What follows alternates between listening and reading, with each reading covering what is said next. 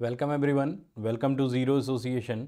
तो आज मैं आप लोगों को बस पेपर होने वाला है बेसिक सिविल कार जीपीवी का, तो उसके लिए कुछ पॉइंट्स बताने वाला हूँ जिनको थोड़ा सा अपने दिमाग में रखिएगा। इससे आपका पेपर बहुत बेटर जाएगा। तो बेसिकली क्या है, देखो, अभी तक अगर न्यूमेरिकल नहीं पढ़ा है, कल एग्ज़ाम है, अगर अभी तक न्यूमेरिकल नहीं पढ़ा है तो मत पढ़ो। थ्योरी एक बार रिवाइज कर लो और थ्योरी का पार्ट अच्छे से कर लो, और जब भी थ्योरी क्वेश्चन आए उसको कोशिश करो एक्सप्लेन करके लिखो, है नहीं, ये नहीं कि 2 लाइन में लिख के ख़त्म। एक्सप्लेन करके रखो, थोड़ा सा ज़्यादा लिखो, क्योंकि ज़्यादा में नंबर देना आसान होता है कहीं पर भी। दूसरा, कहीं पर भी आपको पता ही है ब्लैक पेन का यूज़ नहीं करना है, हेडिंग भी डालना है तो अच्छे से। क्वेश्चन जब नया स्टार्ट करो तो नए पेज से स्टार्ट करो, चाहे वो पेज के इतने ही पोर्शन में आया हो, लेकिन अगला क्वेश्चन नए पेज से स्टार्ट करो, जिससे जब हम कॉपी चेक करते हैं तो हमें यह दिखता है कि क्वेश्चन यहां से स्टार्ट हुआ है। क्वेश्चन का ए और बी सेक्शन भी अच्छे से मेंशन करो और अगले पेज से स्टार्ट करो, कोशिश करो। तो क्या है, यहां पर क्वेश्चन को डिफरेंशिएट करना आसान हो जाता है। दूसरा, अगर 5 क्वेश्चन पूछा है तो 6 क्वेश्चन मत करो। बहुत ध्यान रखना, बहुत लड़के गलती करते हैं। अब दिक्कत क्या आती है, ये उनके लिए है जिनको क्वेश्चन नहीं बनते हैं। अब क्या होता है, किसी भी क्वेश्चन के 2 पार्ट हैं या 3 पार्ट है, जितने भी हैं, आपको क्या होता है, जिनके जिनके पार्ट पहले आते हैं उनको एक साथ कर दो। अब मान के चलो आपको एक क्वेश्चन का एक पार्ट आता है, दूसरा कोई और को, मान लो क्वेश्चन नंबर 3 है उसका ए आता है, क्वेश्चन नंबर 4 है उसका बी आता है। तो आपको क्या करना है, कभी भी ऐसा मत करना कि लिखो क्वेश्चन नंबर 3 ए वो लिख दिया, क्वेश्चन नंबर 4 का बी ये लिख दिया।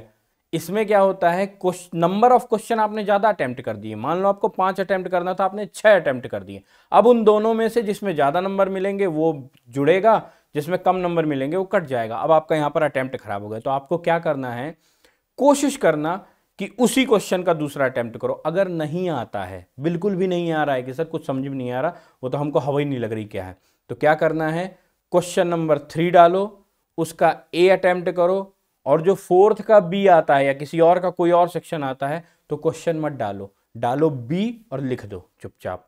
क्या होता है, कभी कभी गलती से जो चेकर होता है वैल्यूएबर, उसको ये याद रहता है कि ये क्वेश्चन तो आया था, लेकिन उसको क्वेश्चन नंबर याद नहीं रहता कि 3 में आया था कि 4 में आया था।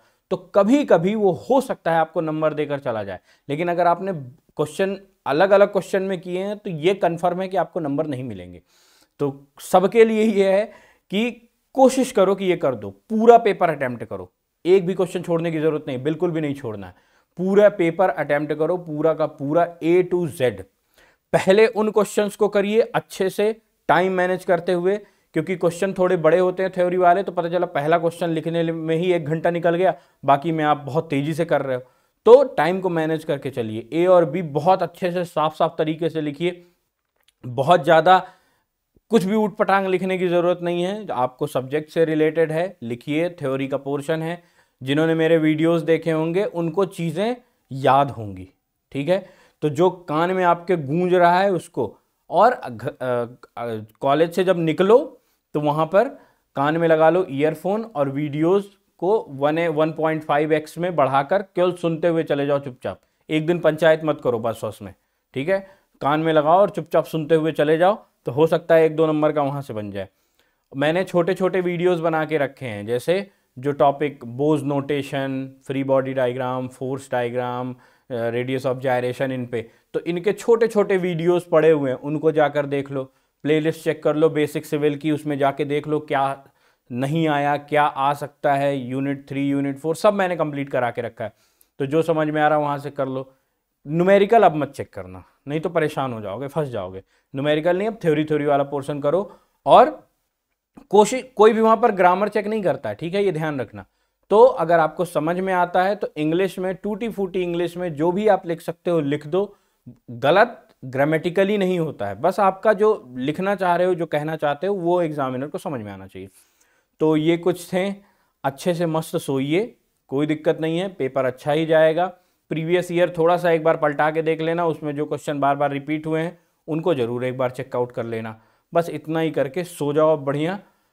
बस पेपर कल बहुत अच्छा जाएगा, फिर आके यहाँ पर कमेंट में ज़रूर बताना कि सर पेपर कैसा गया, ठीक है। So good night, take care, best of luck for tomorrow exam, good bye.